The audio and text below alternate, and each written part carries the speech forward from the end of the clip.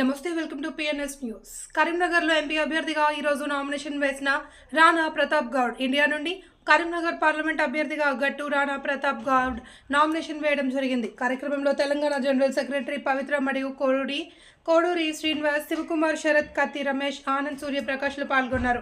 Nomination అనంతరం media సమావేశంలో మాట్లాడారు.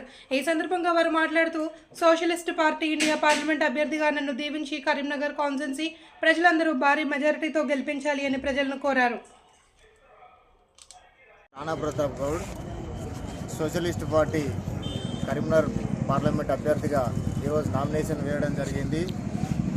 ఈ కరీంనగర్ అభివృద్ధి కోసం ఈ కరీంనగర్ను అభివృద్ధి బాటలో నడిపించడానికి యువతగా ఈరోజు ఈ పార్లమెంట్ నియోజకవర్గం నుంచి నామినేషన్ వేయడం జరిగింది.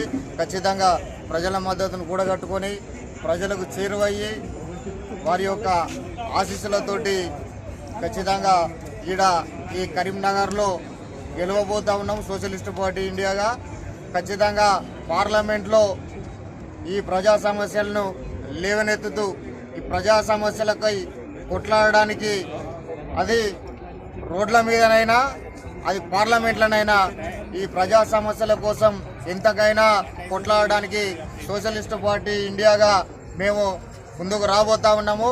కాబట్టి ప్రజలంతా కూడా socialist party India Rana Pratap గౌడ్ని ఆదరించాలని, ఆశీర్వదించాలని, భారీ మెజారిటీతో గెలిపించాలని కూడా నేను కరీంనగర్ పార్లమెంటు నియోజకవర్గ ప్రజలకు పేరు పేరున విజ్ఞప్తి చేస్తా ఉన్నా. ఈ కరీంనగర్కు ఇంతకుముందు 2004లో పార్లమెంటేరియన్గా గెలిచినటువంటి వినోద్ కుమార్ గారు తెలంగాణ రాష్ట్రం కోసమై పోరాటం చేసినా అని చెప్తా ఉన్నాడు.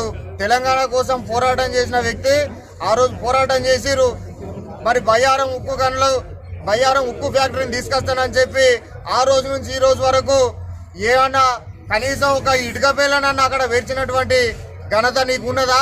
10 ఏళ్ళు సైలెంట్గానే ఉండవు.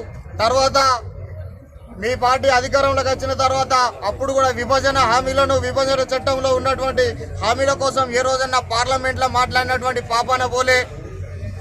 అదేవిధంగా మొన్న బండి సంజయ్ గెలిచి ఏం చేసిండు అంటే ఈ తెలంగాణ రాష్ట్రంలో వారాల పేర్లు చెప్తాడు, చెప్పులు మోస్తాడు పార్లమెంట్లో ఉండేందుకే సపరేట్గా పోయి వార్డు నెంబర్ కూడా దానికో దీనికో చేసుకుంటూ అయిపోతుంది. వారాల పేర్లు చెప్పడానికి